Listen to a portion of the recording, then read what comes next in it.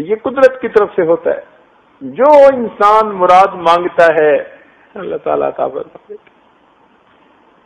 باپ اپنے بچے کی چھوٹی چھوٹی تمنائیں پوری کر کے خوش ہوتا ہے، پروردگار اپنے نیک بندوں کی ایسی مرادیں پوری کر کے خوش ہو جاتا ہے۔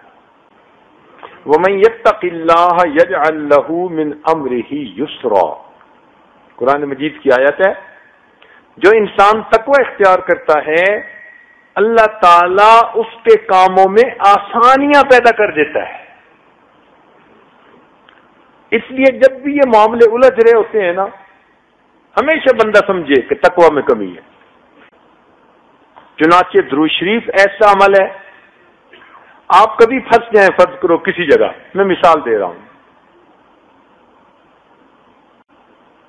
کسی دفتر میں، کسی دوست کے سامنے، کسی جگہ پھنس جائیں، سمجھ رہے ہوں گے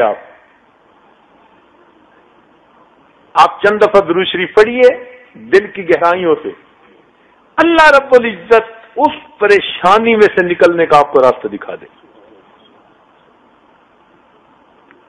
اسی طرح چند مرتبہ استغفار پڑھ کے دیکھیے، حدیث پاک میں آتا ہے جو استغفار پڑھتا ہے اللہ تعالیٰ اس کے لیے ہر ضیق، تنگی میں سے نکلنے کا راستہ نکال دیتا ہے۔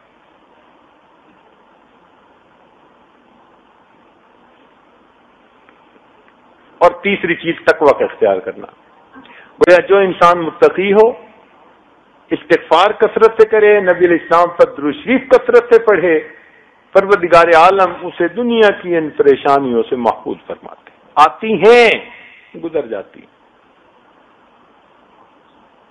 بے چینی کا باعث نہیں بنتی، بلکہ اللہ تعالیٰ پر لطف زندگی عطا فرما دیتے ہیں۔ من عمل صالحا من ذکر او انثى وهو مؤمن، جو کوئی بھی نیک عمل کرے مرد ہو یا عورت اور وہ ایمان والا ہو، فَلَنُحْيِيَنَّهُ حَيَاةً طَيِّبَةً، ہم ضرور بالضرور اس کو پاکیزہ زندگی عطا کریں گے۔ اب یہ پروردگار کا وعدہ ہے قرآن مجید میں کہ مرد ہو یا عورت ہو ہم اس کو پاکیزہ زندگی دیں گے، خوشگوار زندگی دیں گے، پرسکون زندگی عطا فرمائیں گے۔ تو جب اللہ تعالیٰ وعدہ فرما رہے ہیں تو اس کا مطلب ہے کہ ہمیں نیک اعمال کرنے سے یقیناً ایسی زندگی نصیب ہوگی۔